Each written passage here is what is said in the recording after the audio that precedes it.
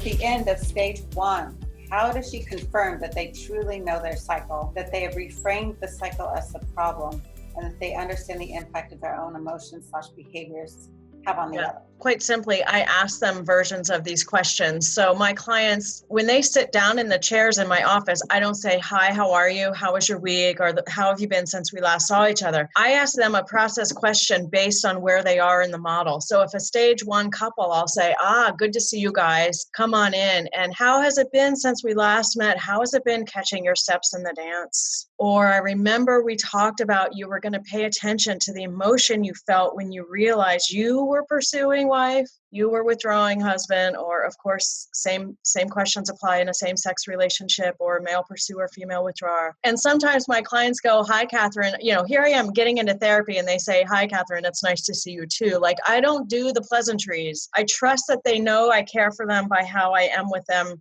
each session, and I really don't want to lose 3 minutes or 5 minutes or 8 minutes to hearing about the content. And so I have my foot on the gas right from the beginning with a relevant process question. So I will just ask them. Some of it is asking and collecting data based on how they are articulating their experience, like that's important, as well as comparing how they're articulating their experience with the present moment. How do they feel to you in the present moment? Are they saying things like, I started pursuing, I could hear my voice, the edge of my throat came back, I hate that feeling, I just did what we hate when I do it.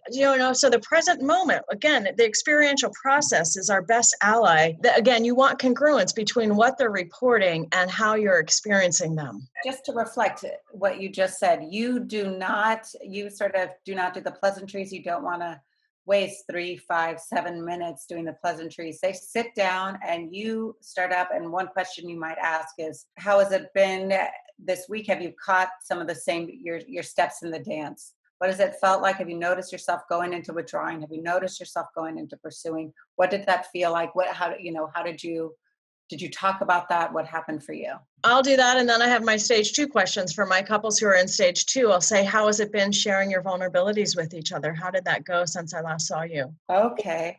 How has it been sharing your vulnerabilities with each other?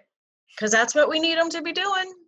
Right. You're recognizing, they're not just white knuckling it with me, because white knuckling kind of requires Catherine having your hand over their hand, holding on, right? And so if you see them doing it in the wild, meaning at home, then you know that they're internalizing that. Yes, and it's my way of getting us right back in at the session I'm starting with them. It's my way of starting the session right where we left off from last week, or right where I need to start the session, instead of kind of winding our way to the most relevant place to work. For more hot tips on emotionally focused therapy, go to theeftcafe.com and sign up for our newsletter, where you will receive short little clips like the one you just watched.